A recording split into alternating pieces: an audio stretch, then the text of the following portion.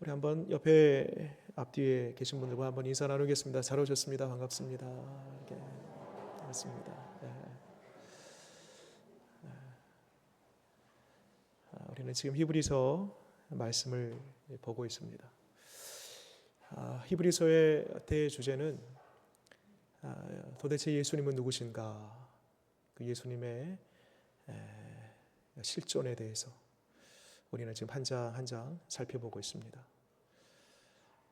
특히나 오늘 이 6장 말씀은요, 히브리서 전체가 10석장입니다.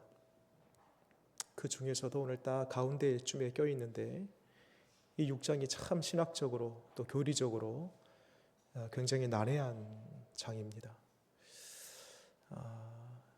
두 가지 첨예하게 부딪히는 내용이 있는데, 한 가지는 뭐냐면 이 구원에 관하여서 구원은 한번 구원받았으면 절대 취소되지 않는다. 그 한 가지 주제와 또 한 가지 충돌되고 부딪히는 또 한 가지 주제가 뭐냐 봤더니 아니다. 구원받았다 할지라도 언제든지 그 사람이 타락하면 구원이 변개되거나 취소될 수 있다라는 겁니다. 이 두 주장이 부딪혀요. 성경에도 보면 사울 왕이 있지 않습니까? 하나님께서 사울 왕을 택하시고 기름 부어서 그를 왕으로 세우셨습니다. 그런데 불순종하고 하나님을 떠나자 하나님이 그를 버리셨도다. 봐라, 하나님도 택한 사람이지만 중간에 타락하니까 하나님이 버리지 않느냐. 또 신약 성경에서는요, 대표적으로 가룟 유다, 예수님의 제자 아니겠습니까? 여러분, 예수님께서 가룟 유다를 부르셨어요. 그 영광된 자리, 제자의 자리로 예수님이 부르셨습니다. 이 얼마나 놀라운 축복입니까? 그런데 마귀가 그의 생각에 틈을 타고 들어가서 결국 가룟 유다가 예수님을 팔아넘기지 않습니까? 그러므로 우리 알다시피 가룟 유다의 최후가 어떻게 됩니까? 스스로 목을 메어 죽음으로 비참한 최후를 맞이하지 않습니까? 봐라, 예수님께서 부르신 그 제자도 중간에 타락하니까 마지막 비참한 최후를 맞이하지 않느냐. 그렇게 주장하는 사람들이 있습니다. 그래서 구원도 얼마든지 받았다가도 중간에 변개되거나 취소될 수 있다. 그럴싸하게 들리지요. 오늘 6절 말씀 볼까요? 오늘 말씀도 그런 말씀이 있습니다. 6절 같이 읽겠습니다. 시작. 타락한 자들은 다시 새롭게 하여 회개하게 할 수 없나니 이는 그들이 하나님의 아들을 다시 십자가에 못 박아 드러내놓고 욕되게 함이라. 다시 새롭게 할 수 없답니다. 타락한 자들은 구원받았다 할지라도 타락하면 어쩔 수 없다. 구원이 취소된다. 그렇게 이 말씀이 보여집니다. 그러면 도대체 어떤 게 맞느냐? 한번 구원받으면 그 구원이 중간에 취소되지 않고 끝까지 그 구원을 이룰 수 있는 거냐? 아니면 정말 지금 앞에서 말씀 들은 대로 사울이든 가룟 유다든 중간에 버림받아였으니 구원도 그렇게 취소될 수 있는 것 아니냐? 도대체 둘 중에 어떤 게 맞는 얘기냐? 여러분, 과거 초대교회 때 이 두 가지 문제로 인해서 치열하게 논쟁을 합니다. 한 부류는요, 알미니안주의의 노선을 따르는 사람들이에요. 이 알미니안주의라는 것은 앞서 말씀드린 대로 구원은 언제든지 변개될 수 있다. 그 사람에 따라서, 그 사람이 어떻게 사느냐에 따라서 구원의 결국이 바꿔질 수 있다라고 주장하는 사람들이 이 알미니안주의의 사람들입니다. 또 한 부류의 대칭점에 있는 사람들이 이 칼빈주의의 노선을 따르는 사람들입니다. 아니다. 한 번 구원이 시작됐으면 하나님께서 그 구원을 반드시 완성시키십니다. 구원이라는 것은 사람이 어떤 의지나 노력이나 성실이나 치성으로 그 구원을 사람의 편에서 이룰 수 있는 것이 아니라 그 구원은 절대 하나님께 속한 것이고 하나님이 모든 것 시작하시고 완성하시며 결정하신 분이시다. 이게 칼빈주의의 주장입니다. 여러분, 지금 우리는요, 기독교 안에서도 장로교회에 우리는 속해 있습니다. 우리 장로교는 어디 주장을 따르는가, 어디 노선에 우리는 서 있는가? 우리는요, 철저하게 칼빈주의, 즉 모든 구원은 하나님께로부터 시작되었고 인간의 어떤 노력과 의지와 열심과 성실로 우리의 구원을 이룰 수 없는 것이고 오직 하나님이 구원을 완성시키신다라는 이 믿음, 그 위에 우리는 서 있습니다. 그래서 여러분, 정말 그러한가? 오늘 말씀 이 두 가지의 비유를 통하여서 우리에게 하나님의 구원은 나의 그 무엇으로부터 나오는 것이 아니고 내가 기준되어서 내가 어떻게 하느냐에 따라서 구원이 이루어지기도 하고 구원이 바뀌기도 하는 것이 아니라 철저하게 구원의 시작과 끝은 하나님께 속해 있는 것이다라는 것을 오늘 두 가지 이야기를 통해서 우리에게 말씀합니다. 그 첫 번째로는요, 씨 뿌리는 비유입니다. 어딜 보시냐면 7절 말씀 보겠습니다. 7절. 우리 7절과 8절 읽겠습니다. 시작. 땅이 그 위에 자주 내리는 비를 흡수하여 밭 가는 자들이 쓰기에 합당한 채소를 내면 하나님께 복을 받고 8절 만일 가시와 엉겅퀴를 내면 버림을 당하고 저주함에 가까워 그 마지막은 불사름이 되리라. 자, 이게 도대체 무슨 말인가? 이런 말입니다. 여러분, 지금 우리나라에서 지금 이제 한참 이제 농번기가 시작되면서 이제 지금 밭 가는 일들을 하고 또 씨를 뿌리고 지금 이제 한참 이제 막 시작이 됩니다. 여러분, 노타리를 먼저 친가요? 씨를 먼저 뿌린가요? 그렇습니다. 밭을 먼저 갈아요. 노타리를 치고 그 이후에 거기다가 뭘 심든지 뿌리든지 그렇게 합니다. 우리나라 농사법은 그래요. 그런데 이 팔레스타인 유대 지방의 농사법은요, 반대입니다.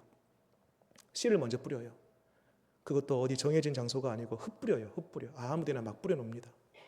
그리고 그 다음에 밭을 갈아요. 자, 여기서 중요할 게 있습니다. 씨를 먼저 뿌렸어요.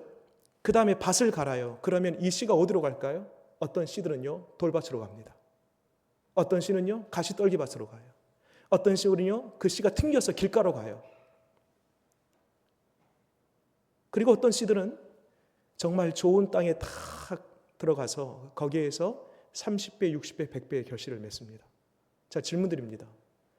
여기서 씨가 나는 길가에 갈 거야, 아니면 돌밭으로 갈 거야, 가시떨기로 갈 거야, 아니면 좋은 땅으로 갈 거야, 이 씨가 그렇게 생각하고 결정할 수 있나요?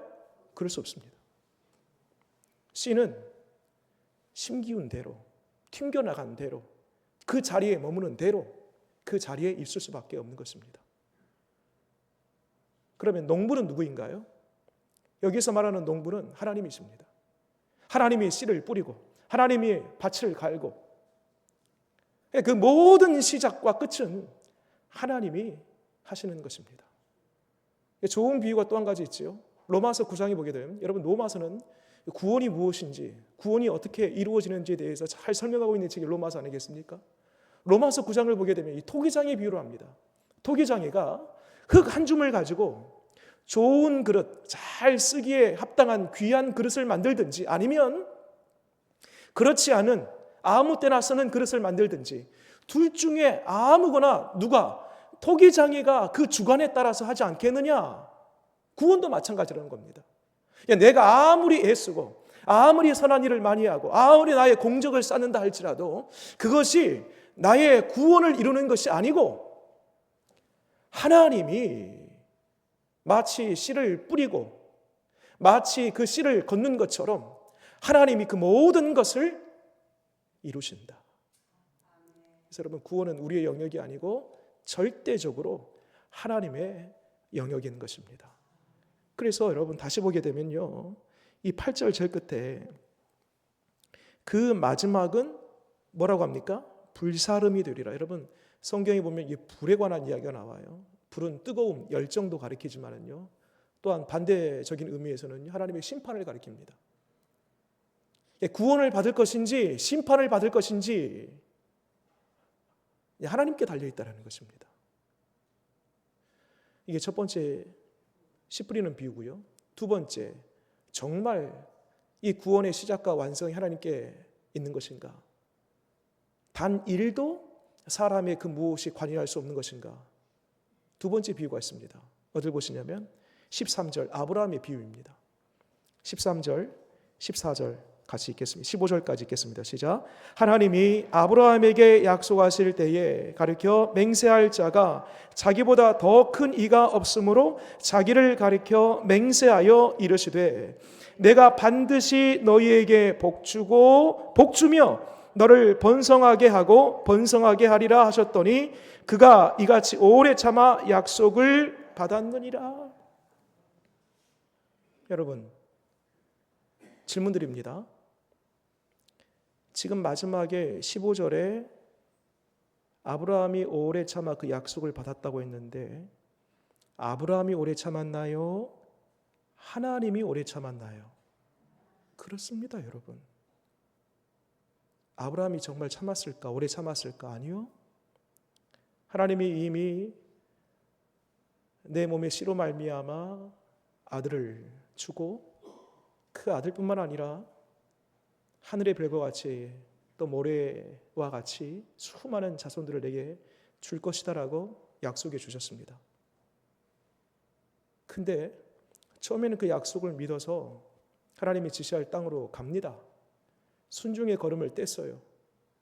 근데 시간이 지나다 보니까 그 처음 받았던 그 약속이 점점 흐려지면서 결국 이스마엘이라는 자기의 씨로 나온 그 아이가 아니라 다른 씨로 말미암은 다른 여자로 말미암은 이스마엘을 생산하지 않습니까?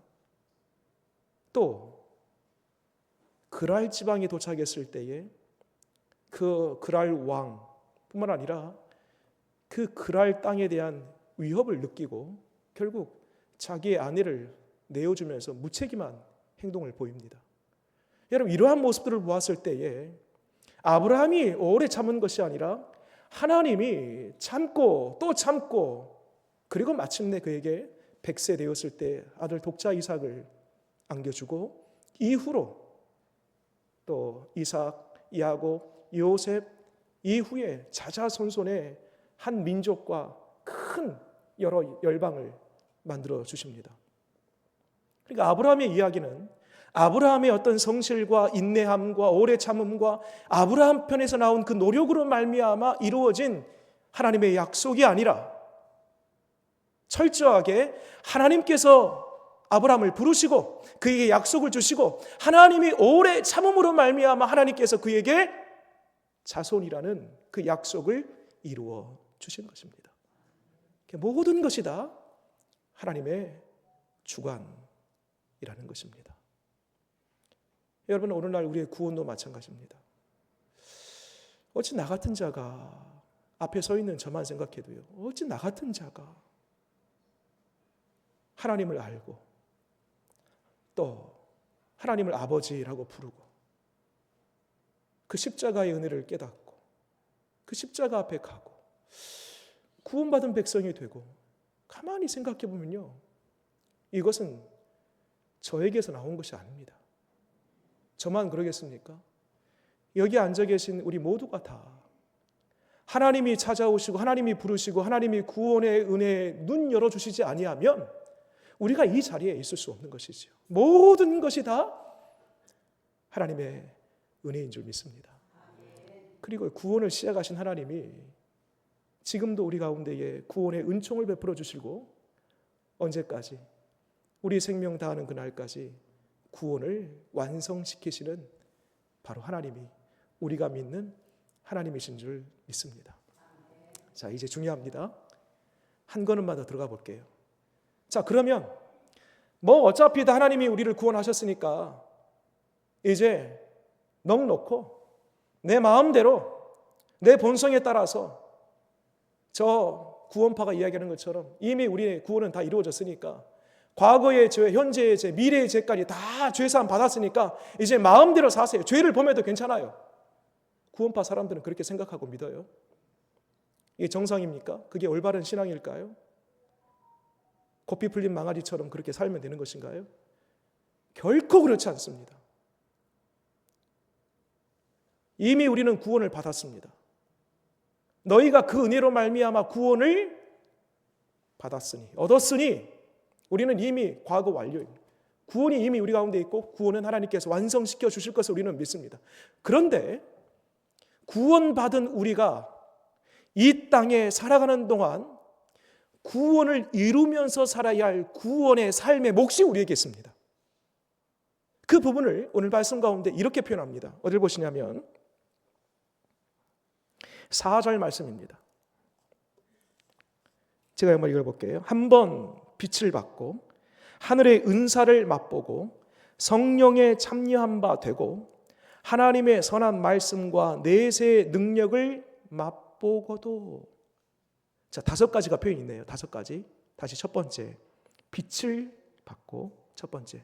두 번째, 하늘의 은사를 맛보고. 세 번째, 성령에 참여한 바 되고. 네 번째, 선한 말씀을 또 보고 맛보고. 그 다음에 내세의 능력을 맛보고. 5가지죠.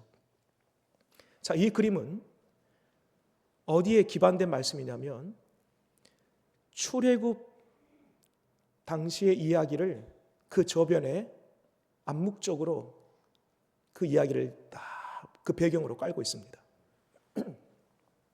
여러분, 모세를 통해서 이스라엘 백성들이 출애굽 구원을 맛봤어요.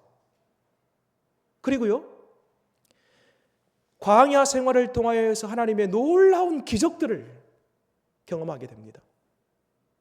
성령에 참여한 바 된 것이죠. 그리고 시내산을 통하여서 시내산 꼭대기에서 하나님께서 그에게 모세에게 십계명, 율법의 말씀을 주십니다. 이 선한 말씀에 해당되는 거고요. 그리고 내세의 능력을 맛봤다라는 것은요, 궁극적으로 도달해야 할 가나안 땅, 내세의 능력입니다. 그러니까 이스라엘 백성들이 출애굽해서 구원을 맛보고 광야 생활을 통해서 놀라운 성령의 기적들을 경험하고 시내산을 통해서 하나님의 말씀을 맛보고 그리고 가나안 땅에 들어갈 내세의 그 맛을 본 것입니다. 자, 이게 끝인가요? 여러분, 출애굽해서 구원을 경험했으면 그걸로 끝인가요? 그렇지 않습니다. 여러분, 여기 표현 중에 맛보았다라는 표현이 있습니다. 이 헬라어로 규사 에노스이라고 이렇게 표현하는데요. 이게 무슨 말이냐면 여러분, 맛보는 거하고요 먹는 거하고 좀 다릅니다. 아니, 맛보는 게 먹는 것 아닌가? 먹는 것이 맛보는 것 아닌가? 아니요. 여러분, 먹기 위해서 맛을 봅니다. 맛을 봐야지 이제 본격적으로 먹는 거예요. 여러분, 큰 대형 마트를 가게 되면요, 시식코너가 있습니다. 시식코너. 거기 가면은요, 조각조각 이렇게 음식들을 이렇게 조그만 접시 위에 하나씩 조각조각 해놓고 이쑤시개로 하나씩 찍어서 이렇게 먹게 합니다. 여러분, 누가 그거 한 조각 먹고 잘 먹었다 하는 사람이 어디 있습니까? 맛보는 거예요, 여러분. 맛보는 거. 맛본 다음에 야, 이거 정말 맛있는데 하면은요, 그것을 사다가 이제 본격적으로 먹는 겁니다. 여러분, 여기에서 이 표현대로라면 히브리서 기자는 맛보았다라는 것입니다. 이스라엘 백성들이 홍해를 건너는 구원을 맛보았어요. 아직 먹는 거 아니에요. 즐기는 거 아니에요. 살아가는 것 아닙니다. 광야 생활을 통하여서 온갖 기적들, 반석에서 물이 나고요, 하늘에서 만나가 내리고요, 메추라기 하나님께서 보내셔서 그것을 먹고요, 온갖 기적들을 맛보았어요. 가나안 땅에 아직 들어가기 전입니다. 내세의 그 기쁨을 맛보았어요. 뭘 말하고 싶냐면 여러분, 우리는 이미 구원을 받았고 더 중요한 게 있습니다. 이제 마음대로 넉넉히 사는 것이 아니라 구원을 받은 사람으로서 이제 맛을 보았다라면 본격적으로 구원에 합당한 삶을 살아내라는 것입니다.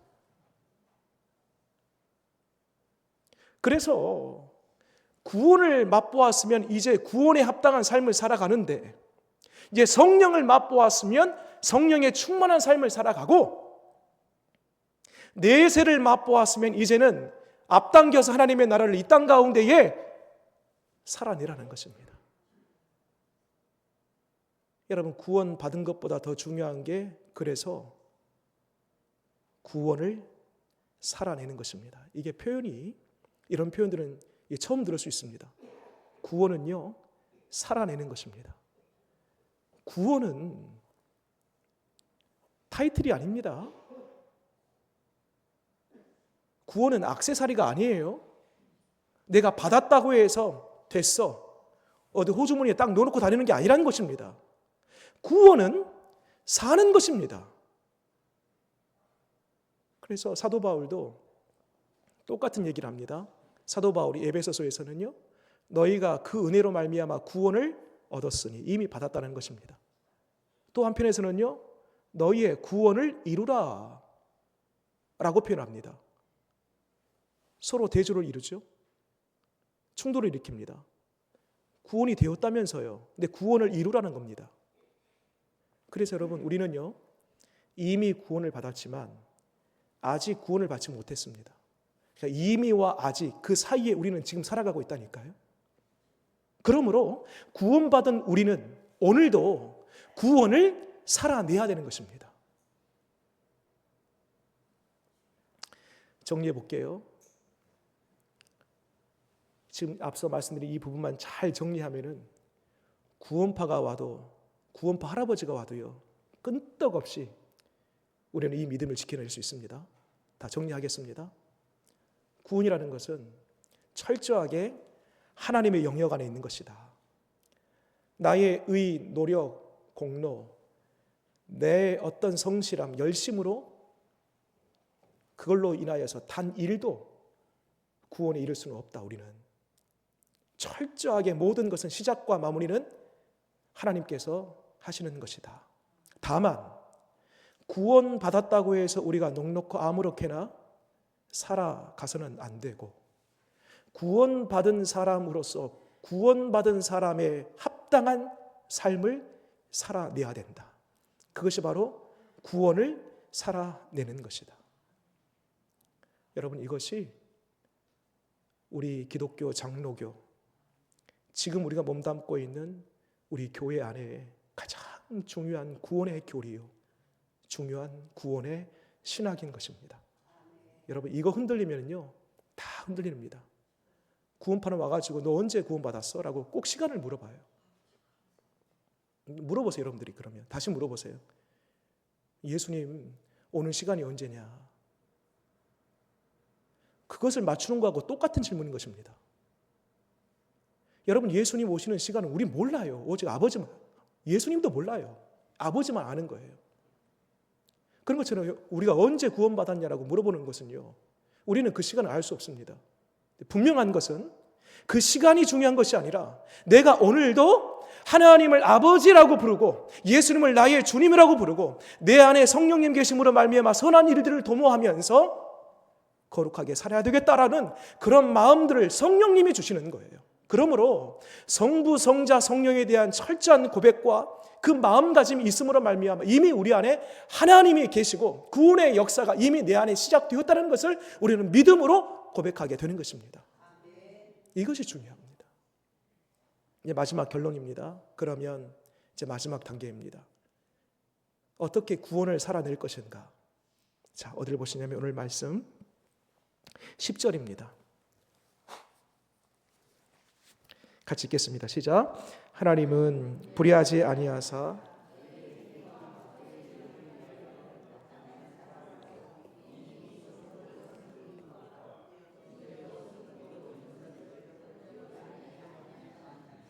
여러분, 거기에 사랑 이렇게 있습니다. 사랑, 이렇게 펜이 있으면 동그라미 쳐보세요. 사랑이라는 표현이 있어요. 사랑. 그 다음에 11절 제가 한번 읽어볼게요. 우리가 간절히 원하는 것은 너희 각 사람이 동일한 부지런함을 나타내어 끝까지 소망의 풍성함에 이르러. 소망 동그라미. 여러분, 펜이 없으신 분 그냥 눈으로만 보세요. 10절에서는 사랑, 11절에서는 소망, 12절에서 뭐가 나오겠죠? 예상이 되죠. 자, 보겠습니다. 12절 읽겠습니다. 시작. 게으르지 아니하고 믿음과 오래 참음으로 말미암아 약속들을 기업으로 받는 자들을 본받는 자 되게 하려는 것이니라. 어디에 동그라미 쳐야 될까요? 믿음이네요. 그래요. 사랑, 소망, 믿음. 여러분, 우리가 구원을 산다, 구원을 이룬다, 구원을 이루어낸다, 구원을 살아낸다라는 것은요, 결국 믿음, 소망, 사랑입니다. 사랑, 소망, 믿음. 여러분, 이 세 가지는요, 구원의 관점에서 보게 되면요, 결국 우리는 오늘도 사랑하는 거예요. 오늘도 소망하는 거예요. 오늘도 믿음 생활하는 거예요. 이것이 결국 전체 이 구원이라는 개념 안에 살아내는 요건들입니다. 여러분, 바라기는 어떻게 구원을 살아낼 것인가? 어떻게 구원받은 사람으로서의 합당한 삶을 살 것인가? 믿음, 소망, 사랑하는 것입니다. 이 세 가지를 온전히 오늘도 이루어내고 내일도 이루어냄으로 말미암아 주님 다시 오시는 그날까지, 주님 다시 오는 그날이 모든 구원이 완성되는데 그날까지 우리 끝까지 믿음, 소망, 사랑 이 세 가지 덕목을 가지고 살아냄으로 구원을 완성시키는 저와 여러분 되기를 바랍니다. 기도하겠습니다. 하나님, 우리가 구원을 맛보았습니다. 하나님, 결코 맛본 것이 다 먹는 것은 아닙니다. 빛을 보았고 맛보았으면 이제 빛된 자녀로서의 삶을 살아내는 것이고, 성령을 맛보았으면 이제 성령의 충만함 가운데에 살아가는 것이고, 말씀을 맛보았으면 말씀 안에 거하는 것이고, 내세의 능력 하나님의 나라를 알았으면 그 하나님의 나라를 앞당겨 오늘 이 시간 이 현재에 하나님의 나라를 앞당겨 살아가는 것입니다. 주님, 이 구원을 살아내는 은총이, 이 은혜가 우리 모두에게 있게 하여 주시옵소서.